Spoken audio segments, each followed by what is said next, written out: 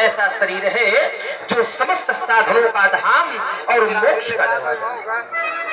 इस मनुष्य के शरीर को पाकर अगर हम चाहें तो अपने लिए स्वर्ग का मार्ग भी निर्मित कर सकते हैं, और अगर चाहे तो निज कर्मों के द्वारा नरक का मार्ग भी। आचार्य कहते हैं कि नर समान नहीं कौन्यो देही, जीव चराचर याचत एही। विधाता ने 84 लाख योनियां बनाई। विचार कीजिए, विधाता ने 84 लाख योनियां बनाई, लेकिन जैसे कहेंगे उनको दुर्लभ, ऐसे परम दुर्लभ मानव शरीर को पाकर भी जो मनुष्य विषयों में लगे रहे, दुर्लभ मानव शरीर को पाकर जो मनुष्य विषयों में लगे रहे, विषयों का अगर हम और सरल अर्थ करें तो जो देखना चाहिए वो निंदक मंदमति आत्माहन घट जाए। जो भी मनुष्य ऐसे परम दुर्लभ मानव शरीर को साधन के रूप में पाकर को चाहिए कि नित्य कर्म संध्या वंदन अवश्य करें।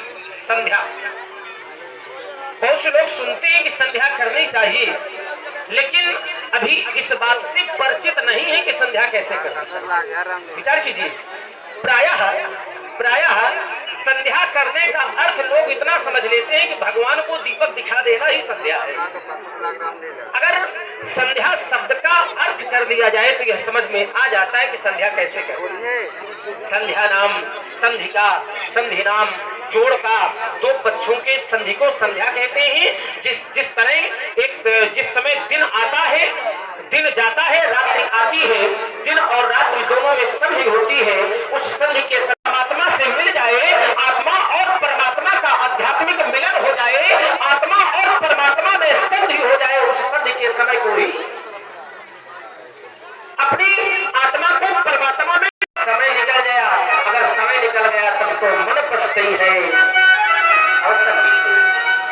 अवसर बीत जाने पर पश्चाताप ही